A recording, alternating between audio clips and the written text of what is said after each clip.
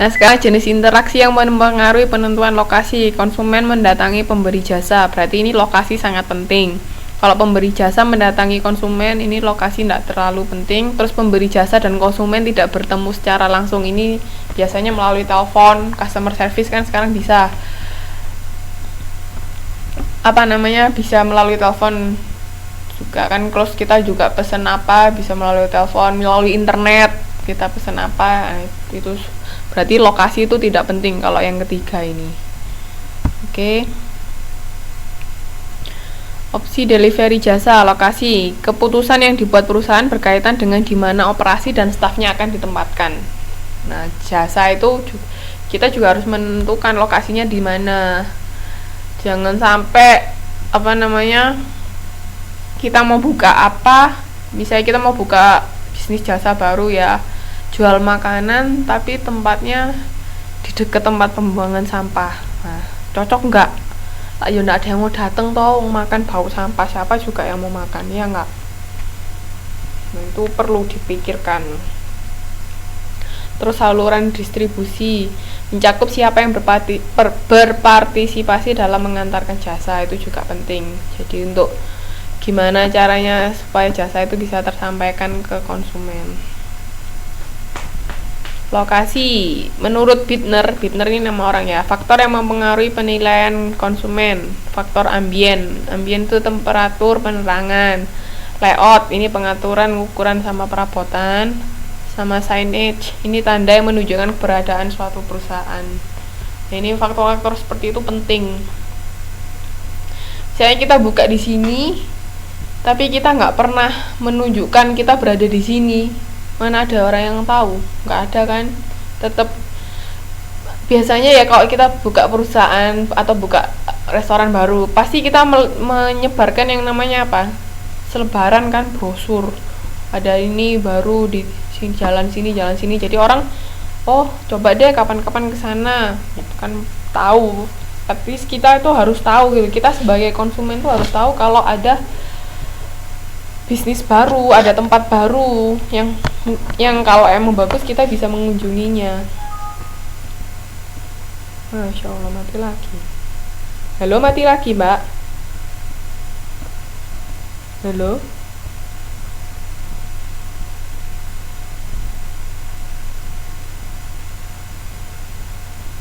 Mbak. Oh, ada yang mati, ada yang enggak. Halo, sudah dengar? Yang suara saya nggak kedengaran, sudah dengar belum? IIC itu apa? Record, ada. Saya rekam kok. Nah, ini faktor-faktor seperti ini tuh penting dalam penentuan lokasi. Oke.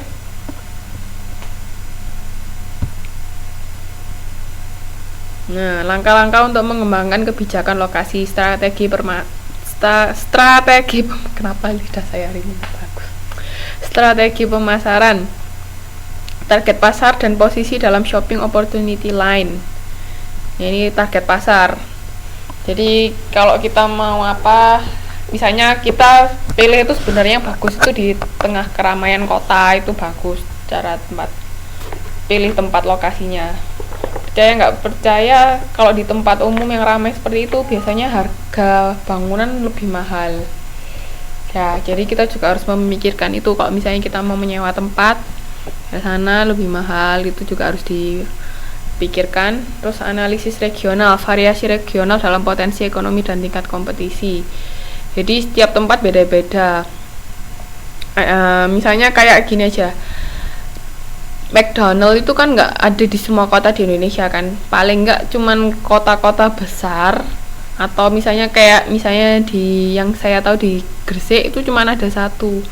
Nah itu karena apa? Karena kan McD itu kan perusahaan skala besar. Kalau misalnya masuk ke kota yang nggak terlalu besar, itu nanti kalau di Indonesia ya kebijakannya kayak pedagang menengah ke bawah, maksudnya pedagang kecil itu nanti bakal kalah bersaing kalau ada perusahaan-perusahaan besar yang masuk ke kota mereka gitu loh.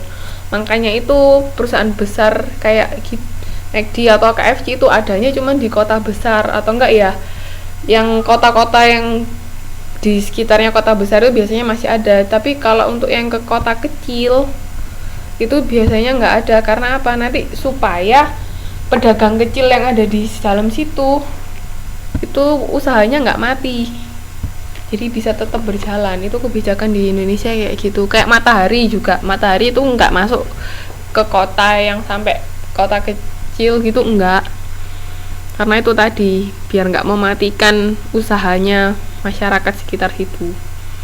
Terus analisis area demografik populasi di sekitar tempat potensial, sama evaluasi tempat, tipe lokasi, arus lalu lintas itu juga perlu. Jadi semua kita tuh harus mempertimbangkan. Misalnya kita mau bikin sebuah mall baru, itu kita harus mempertimbangkan namanya dampak lingkungan, analis. Jadi pasti ada orang yang bakal mengerjakan analisis mengenai dampak lingkungan. Jadi misalnya mall ini mau dibangun, tapi nanti ngefek nggak ke lingkungan sekitar. Misalnya kalau dibangun seperti ini, nanti menyebabkan banjir atau enggak. Misalnya dibangun seperti ini, nanti menyebabkan kemacetan atau enggak. Itu perlu diperhatikan. Karena apa? Karena itu kan suatu lokasi itu kan apa ya, berdampak semua terhadap kehidupan, tata kehidupan masyarakat yang ada di situ gitu loh. Jadi kayak dulu pernah di dekat daerah rumah saya itu kan di Rungkut di Surabaya. Di Surabaya itu waktu itu dibangun sebuah ruko baru. Lahannya termasuk luas sekali. Dan sayangnya sampai sekarang ruko itu kalau dibandingin sama ruko yang lain, daerah ruko itu nggak terlalu hidup gitu loh. Maksudnya jarang orang yang beli di situ. Karena apa? Karena dulu waktu awal selesai jadi ruko itu, ke jalan di depan ruko itu, jalan besar itu yang biasanya termasuk jalan rame karena sering dilewatin orang, itu banjir gara-gara bangun ruko itu. Nah, oleh karena itu waktu itu masyarakat di sekitar situ marah-marah, sampai ada yang kacanya dilemparin segala kok daerah itu. Waktu itu ya terjadi keributan seperti itu karena gara-gara dibangun ruko itu jalanan jadi banjir. Lah orang-orang kan ya yang sebelumnya nggak ada apa-apa, kalau rumahnya jadi banjir kan otomatis marah kan. Kita juga yang biasanya lewat jalan situ fine-fine aja, sekarang jadi banjir kan, jadi menghambat perjalanan kita. Nah itu kita juga harus memikirkan itu gitu loh. Nggak bisa seenaknya kita bangun, oke bangun, terus nanti nggak tahu dampaknya, udah deh nanti dipikir nanti, nggak bisa kayak gitu. Itu bukan hal yang mudah. Jadi kita harus memperhatikan hal-hal seperti itu.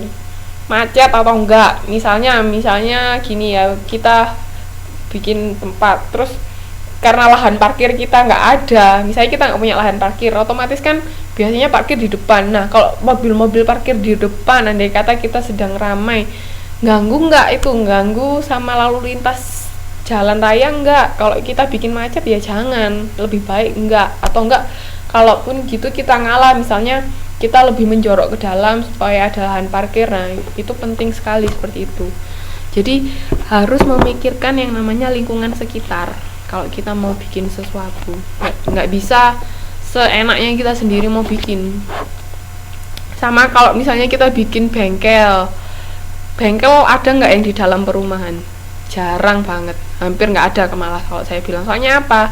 Karena bengkel itu mengganggu kan, suaranya, suara ngentong-ngentongnya, terus suara apa itu, las-lasnya. Nah itu jadi kan kita juga harus memikirkan lingkungan sekitar.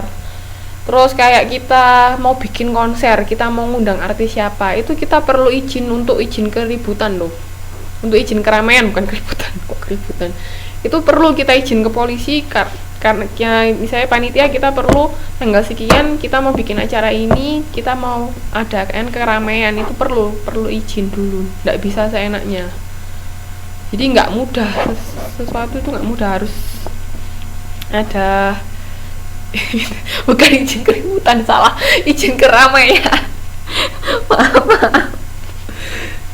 Izin keramaian kan otomatis kalau kita bikin konser kan banyak penonton yang datang. Nah itu kan pasti ramai dan pasti ya ngefek, pasti bikin macet kan, karena orang berhenti di situ, misalnya nurunin atau kita ngantri mau parkir ke dalam situ. Itu perlu juga minta izin, nggak bisa seenaknya sendiri.